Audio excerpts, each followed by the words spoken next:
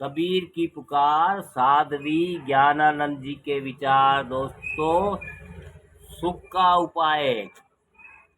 मैंने सुना है सुख का उपाय। मैंने सुना है कि एक बार मनुष्य ब्रह्मा जी के पास पहुंचा और पूछा, भगवान, संपूर्ण मानव समुदाय कैसे सुखी हो जाए? स्वर्ग से भी अधिक खुशहाल मानव समुदाय कैसे हो? कृपा करके इसका रहस्य बता दीजिए।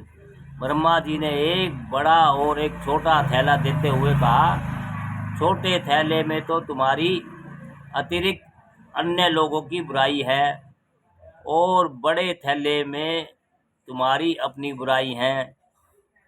दोनों थैलों को अपने कंधों पर इस तरह लटका लो कि दूसरों को बुराई वाला थैला तुम्हारी पीठ पीछे लटकती रहे और तुम्हारी बुराई वाला थैला तुम्हारे सामने हो। पीठ पर दूसरे की बुराई के झोले को लटकाने का तात्पर्य है कि उससे सजग तो रहना पर चिढ़ना नहीं, क्रोध मत करना, तुम बुरे मत बन जाना। ब्रह्मा जी ने आगे कहा, अपने सामने लटकते अपनी बुराई के थैले को बार बार खोलकर देखते रहना।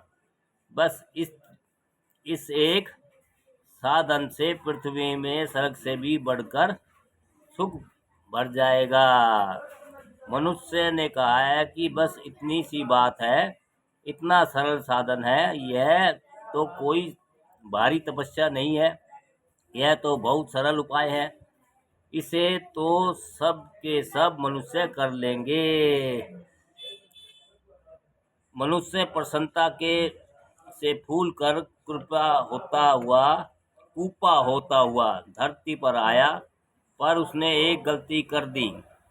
मनुष्य ने अपने बुराई की झोली को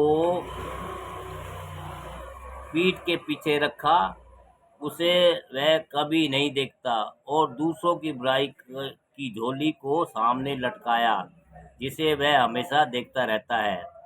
रात दिन इसी एक गलती से पृथ्वी नरक बन गई है और मानव जीवन दुख और तनाव की भट्टी।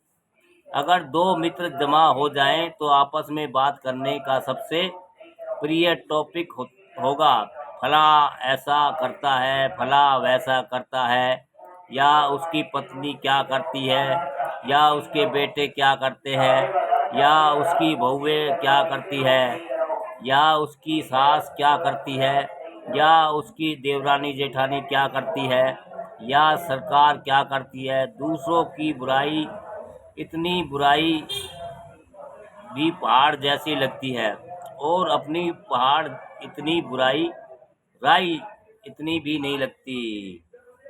हम दूसरों की बुराई ही देखते रहते हैं और सोचते हैं मुझ में तो बुराई है ही नहीं। याद रखो, जब तक हम सजगता पूर्वक चुस्त आत्मनिरीक्षण न करें तब तक आत्मनिर्माण संभव नहीं है, और जब तक आत्मनिर्माण संभव नहीं होता तब तक आत्मकल्याण संभव नहीं है। आत्मनिरीक्षण में ही आत्मकल्याण का बीज छुपा है, लेकिन हम आत्मनिरीक्षण न करके परिनिरीक्षण करते रहते हैं, और परिनिरीक्षण करके हम बहुत उलझते हैं। दोस्तों, कबीर जी की वाणी, साध्वी ज्ञानानंद जी के विचार, सुख का उपाय।